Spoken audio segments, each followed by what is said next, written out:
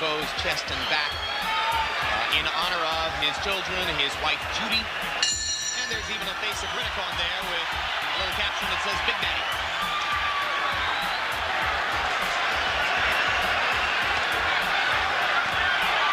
To step it up with the jab.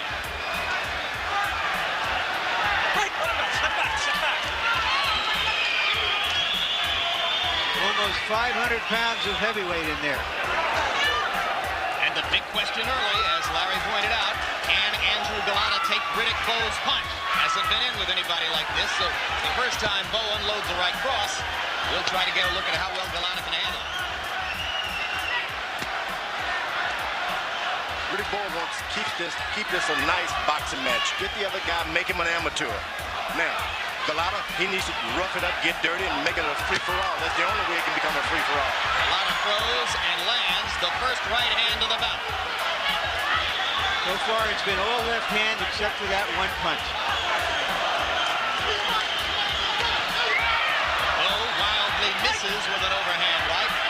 Golota has been matching Big Riddick, jab for jab. But as long as it maintains a jab match, Riddick Bowe is going to stay in control because he has the more experience. If Golota gets in there and starts making it rough, then Bowe is going to be out of his house. Golota throwing more punches early. Golota delivers the first body punch, misses a right hand. Bowe now backs Golota up with a jab, and Golota misses over the top with a wild right. Has started slowly in the past, but right now, Golota has dictated what's happened here in the first round. And Bowe may be surprised, Jim, that a guy is out jabbing him. Now Bowe lands the left, but feints and holds back the right hand. Now a quick combination inside by Riddick. He seems to shed a little of the 8 months worth of ring rust, but Golota comes back with a combination of his own. Riddick Bowe told him Golota to come on, and he didn't. He should have. He hit him with a 3-punch combination there, George. Well, I don't think there's any reason off of that round. Main voice in Golota's corner was Roger Bloodworth. Rest assured you'll hear more of Lou Duba. I can't see Golota at all. I don't, basically I'm standing here and watching like everybody else and seeing about 10% of what really is going on. I find myself wondering what Riddick Bowe was doing down in there. Golota was smart enough to get out of here, although I assume he was the target of some of these angry Bowe fans. But they ought to be, I don't know, thankful for what happened, because Bowe looked like he was on his way to losing the fight, to losing his stature and status in prize fighting up until the time that Golota just couldn't control that left hand, George. And I think it was really an accident. He's fighting a taller guy. He's not accustomed to it. His waist is real high. It wasn't intentional. He's winning the fight. There are a lot of people upset about the way that thing went. And I'm sorry to have to show off like this. Well, I'll tell you. Lou Duba's a nice man. He shouldn't have to. Hey, George. Yes. I want to thank you for helping to keep us safe. Obviously, our viewers didn't see it, but George Foreman protected Larry Merchant and me from a lot of harm there at ringside.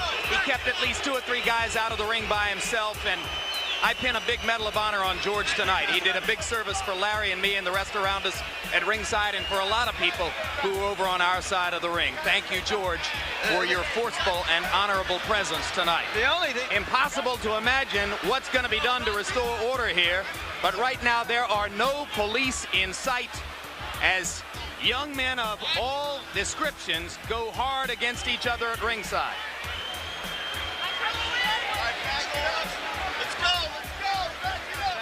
Jim, I'm with Roger Bloodworth, who is the trainer of Andrew Golota. Roger, how did this start? I think it started with an unintentional low blow.